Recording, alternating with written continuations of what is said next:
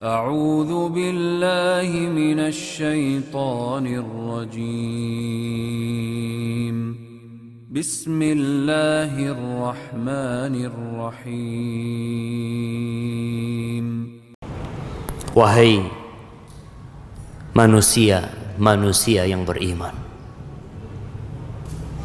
wahai orang-orang yang beriman, bertakwalah kalian kepada Allah dengan sebenar-benarnya takwa, dan janganlah kalian mati kecuali dalam kondisi Islam.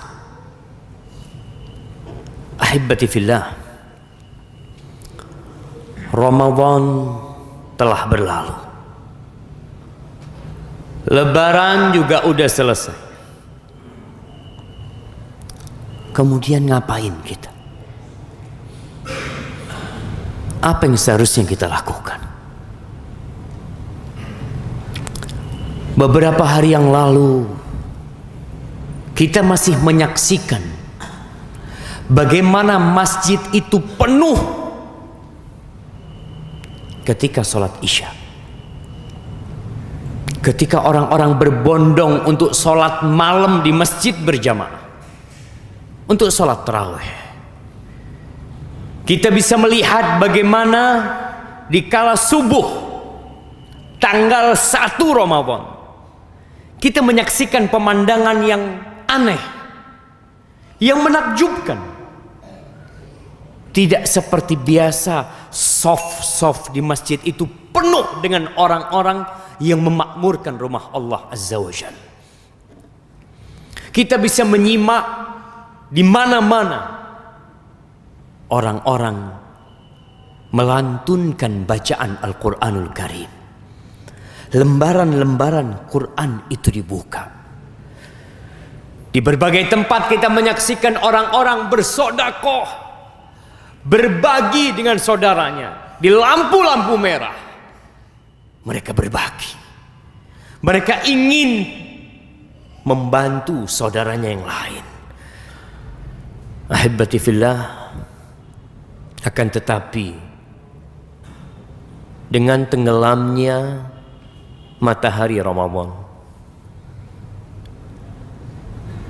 setan-setan keluar dari penjara. Tempat-tempat maksiat yang awalnya ditutup mulai dibuka kembali. Bahkan tanggal 1 Syawal pun tempat-tempat maksiat mulai ramai dihadiri oleh manusia-manusia yang kemarin mereka memakmurkan masjid, yang kemarin mereka sibuk membaca Al-Quranul Karim. Tatkala setan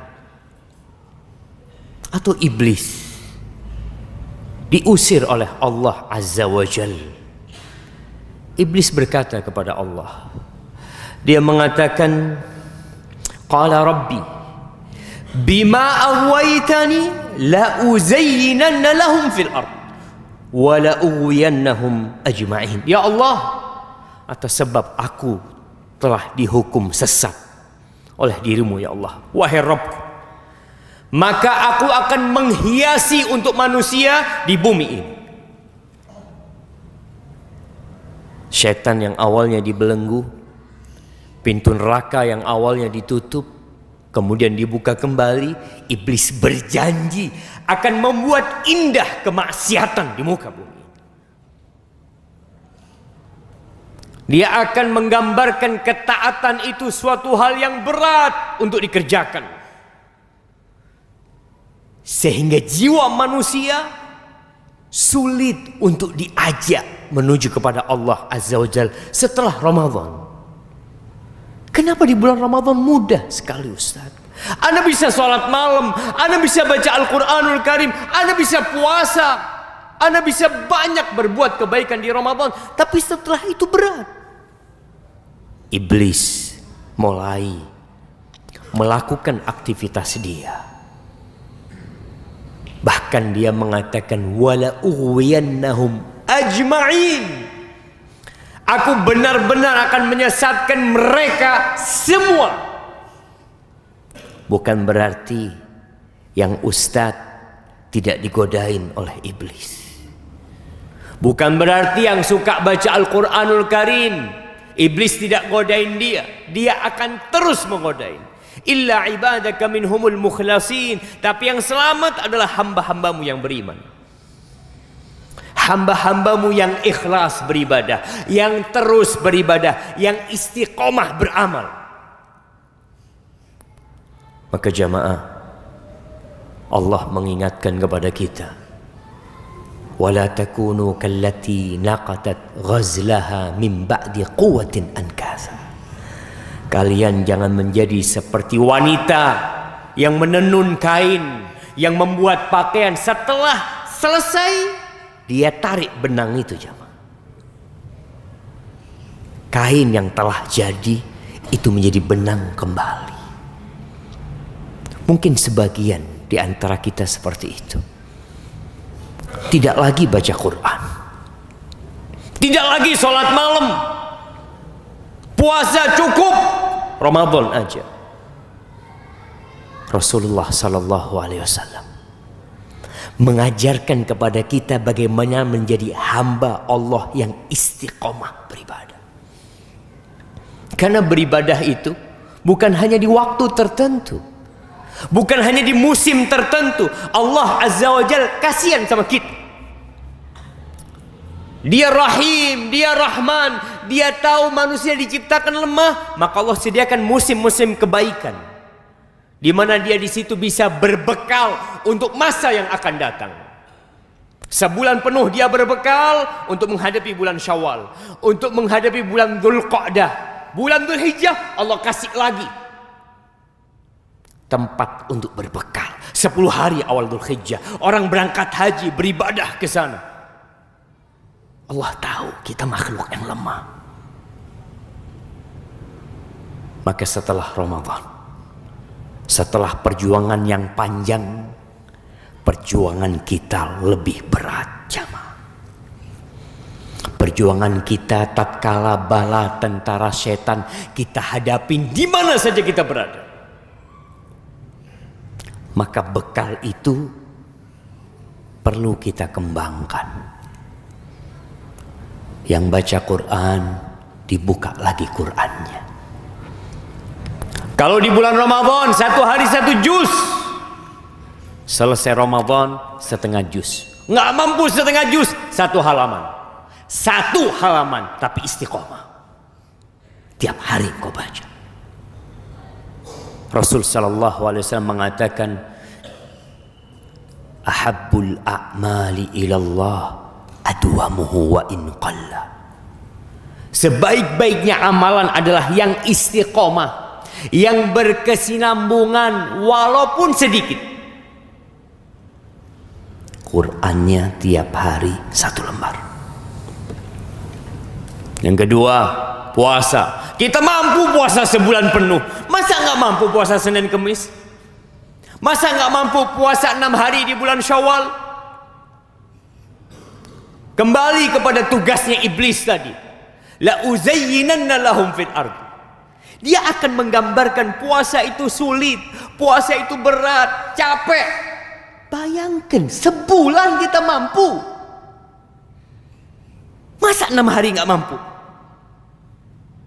Nggak mampu 6 hari. Terlalu panjang 3 hari. Kita disunahkan untuk puasa dalam sebulan itu 3 hari. Mampu tanggal 13, 14, 15, nggak mampu terserah. Senin, Kemis, Senin. Jaga puasanya. Apalagi amalan yang kita lakukan di bulan Ramadan. Salat malam. Kita nggak berhenti salat malam. Tiap hari datang ke masjid. Ada yang 21 rakaat, ada yang 11 rakaat. Antum jaga. Tetap salat malam. Kalau bisa di akhir malam, nggak bisa sebelum tidur engkau sholat. Berapa rakaat? 3 jaga. Jangan pejamkan matamu kecuali engkau sudah witir 3 rakaat. Nggak mampu 3, 1 rakaat. Tapi kenapa kita mampu 11 rakaat? Kenapa kita mampu 21 rakaat? Sekarang hanya 3, berat buat kita. Nah, godaan itu semakin kuat buat kita. Maka lakukan itu. Sedekah, jangan berhenti sedekah. Yang gak bisa puasa sunnah, coba berbagi berbuka buat orang-orang yang puasa sunnah. Banyak orang yang membutuhkan. Alhamdulillah Allah beri kelebihan kepada kita. Dan sedekah tidak harus nunggu kaya. Bahkan itu salah satu pintu kekayaan. Untuk berbanyak sedekah. Kemudian jamaah, doa. Kita dapat kabar bahwa doanya orang yang puasa dikabulkan. Nah, dan masih banyak waktu-waktu mustajab yang perlu kita berdoa. Selesai Ramadan, antara azan dan qomat, sepertiga malam akhir, di hari Jumat, di akhir Jumat, manfaatkan waktu untuk berdoa. Silahkan engkau minta, karena sejatinya kita tidak akan mampu istiqamah kecuali dengan bantuan Allah Azza wa Jalla. Sehingga dalam sholat kita pun kita mengikrarkan hal itu, kita menyatakan hal itu, mengatakan iyyaka na'budu wa iyyaka nasta'in. Ya Allah, hanya kepadamu kami beribadah ya Allah, dan hanya kepadamu kami minta pertolongan. Karena sejatinya kita gak akan mampu datang ke masjid ini kecuali Allah yang menggerakkan hati kita. Alhamdulillahi Rabbil Alamin, wa bihi nasta'in ala umuri dunya wad din, wassalatu wassalam ala sayyidil mursalin wa imamil muttaqin qaidil ghurril muhajjalin sayyidina wa maulana Muhammadin wa ala alihi wa ashabihi ajma'in. Amma ba'd. Jamaah rahimakumullah, kira-kira ibadah yang kita lakukan itu diterima apa tidak? Lelah kita, capek kita, pengorbanan kita, kira-kira diterima apa tidak? Belum tentu diterima. Kita tahu kisah Habil dan Qabil. Allah menolak korbannya Qabil. Lalu Habil mengatakan innama yataqabbalullah minal muttaqin. Allah tuh menerima hanya dari orang yang bertakwa. Maka kalau kita ingin diterima puasa kita, sholat kita, Jumat kita, sedekah kita, jadilah engkau orang yang bertakwa. Banyak-banyak istighfar, mohon ampun sama Allah Azza wa Jalla. Tumbuhkan rasa takut tidak diterima. Karena itu sifat orang yang bertakwa. Dia takut amalannya gak diterima. Bukan malah bangga dengan amalan, ujub dengan ibadahnya. Alhamdulillah engkau bisa hatam 3 kali, bisa hatam 5 kali, bisa sedekah ratusan juta. Tapi jangan pernah engkau bangga dengan amalanmu. Sekali-kali kita harus sadar bagaimana iblis menggoda manusia. Jadilah orang yang bertakwa, yang ketika beramal, beribadah, dia memohon kepada Allah agar diterima. Seperti doanya Nabi Ibrahim, dia bangun Ka'bah. Apa kata beliau? Rabbana taqabbal minna. Ya Allah, terima dari kami ya Allah. Nabi Ibrahim takut gak diterima, apalagi kita jemaah. Maka takutlah tidak diterima, tapi berharaplah diterima dengan banyak-banyak istighfar, memohon ampun sama Allah Azza wa Jalla. Di antara surat yang terakhir turun kepada Nabi Muhammad sallallahu alaihi wasallam adalah surat An-Nasr. Idza jaa nasrullahi wal fath wa ra'aitan nas yadkhuluna fi dinillahi afwaja fasabbih bihamdi rabbika wastaghfir innahu kana tawwaba. Bayangkan di akhir hayat Nabi Muhammad SAW, setelah pengorbanan bertahun-tahun, perjuangan yang tiada henti, kata Allah, fasabbih bihamdi rabbika wastaghfir. Engkau bertasbihlah, memuji Allah Azza wa Jalla. Semuanya itu Allah yang kasih taufik kepadamu. Semuanya Allah yang memudahkan untuk dirimu. Allah. wastaghfir, dan kau minta ampun sama Allah. Nabi disuruh minta ampun di akhir hayatnya, apalagi orang kayak kita. Maka perbanyak istighfar.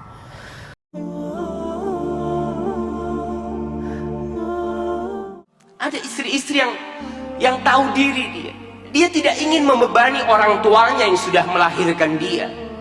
Dia tidak ingin orang tuanya juga sedih dengan kesedihan dia. Cukup sudah ibunya merawat dia.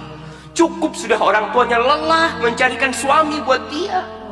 Cukup sudah. Maka tuh